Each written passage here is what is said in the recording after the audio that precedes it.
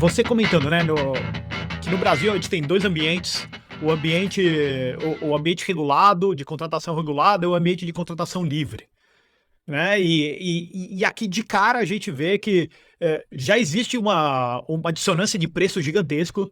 Uhum. Você menciona lá entre 2 e 5 vezes, dependendo da localidade que você tá, como que você tá É. fazendo a contratação. Então a gente já vê assim, no mínimo é ou metade ou é 20% do preço que nós, consumidores finais, estamos pagando, né? Residenciais, consumidores finais residenciais estão pagando. Mas que uma solução para lidar com esses subsídios e eles encarecerem demais o ambiente de contratação regulada, que somos nós residenciais, seria passar parte desse custo para o ambiente de contratação livre. É, Ou exato. seja, vamos encarecer mais ainda a produção livre. Ou seja, vamos encarecer a grande indústria brasileira, a média indústria brasileira. Então, vamos tirar a competitividade de todos, né, Paulo?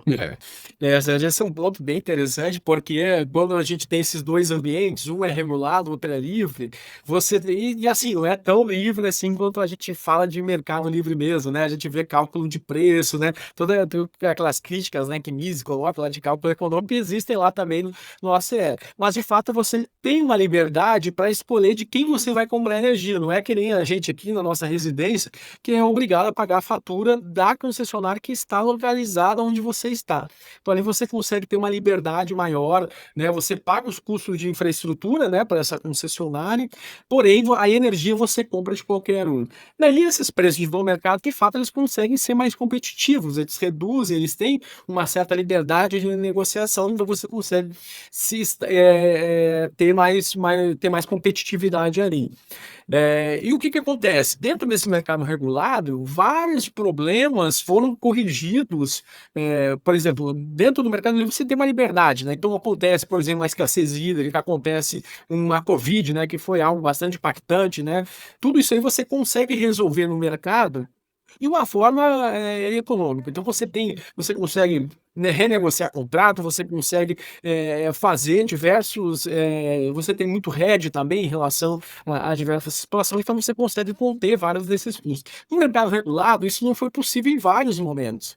Então essas empresas contraíram bastante dívida, tanto assim, dois momentos bastante marcantes, a Covid e a escassez hídrica, que gerou custos a mais aos consumidores, porque no momento eles não conseguiram pagar, as empresas precisaram contrair empréstimos de bancos, esses empréstimos a juros aí de 13%, aí esses empréstimos se tornaram agora um custo maior também para a CE. Então, o que se fala hoje, né, e aí são várias ocasiões como essas, deve tornar essa tarifa E muito. desculpa, Paulo, você está falando que aumenta a base de custo deles, correto?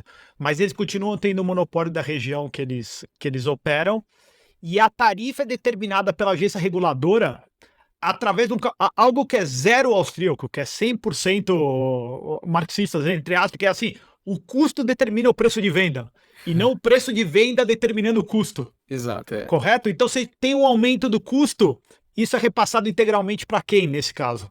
exato. É o Para o consumidor final, que não pode, por lei, optar por outras fontes que não seja a GD. Exato, né? Então, até o título lá do artigo do Mises é o consumidor encurralado, né? Porque realmente, né, toda essa pressão tarifária é tão grande para o consumidor que, cara, a opção que oferecer para ele, ele vai querer pular fora, né? Ó, esse aqui, obviamente, GD foi 95% de desconto, mas se você permitir que ele entre no mercado livre, ele vai ver esse custo de oportunidade também podendo reduzir o custo dele. Mas aí, voltando, Sérgio, a questão e aí, certamente você vê um barato outro caro, peraí, vamos deixar todo mundo no mesmo preço. E aí é fazer com que esse pague, e aí, dentro desse mercado livre, a gente tem a grande indústria, basicamente. Então, e essa grande indústria tem sempre aquele dilema, né? A energia é algo extremamente necessário, se encarecer a energia, cara, vai encarecer o produto, cara, vai direto isso no consumidor também. Então, o consumidor estaria, né, até aliviar um pouco lá do ACR, mas, cara, ia subir, sei lá, alumínio, cinema, toda essa infraestrutura, né, ela ficaria mais cara. Então, esse tipo de racional, ele é muito simples, né, de você ver, né, os números aqui, baixa, some e tudo mais, mas consertar o problema que existe lá, não está sendo proposto. Então, você pode equalizar, mas daqui a pouco vai ficar pior também, né? É uma coisa que É o que o realmente. Mises fala sempre da inflação legislativa. Ele quer resolver as consequências não esperadas, né? Não esperadas para eles, burocratas, da intervenção estatal via novas intervenções que vão gerar novos descompassos no mercado, novas consequências inesperadas. Então, a gente gera essa inflação mesmo, cada vez É. uma legislação nova. Perfeito, certo. E esse foi um ponto que eu consegui, entender lá quando estava fazendo meu trabalho. Olha, é muito importante a gente ter o nexo causal de cada coisa aqui dentro do setor.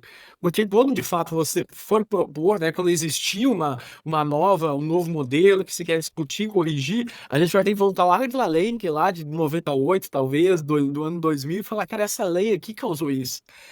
Então que é justamente o que o Mises fala, cara. Pô, tu construiu essa lei, tu tem que construir essa, depois mais uma, depois mais uma, depois mais uma, mas até chegar aqui onde a gente tá, né?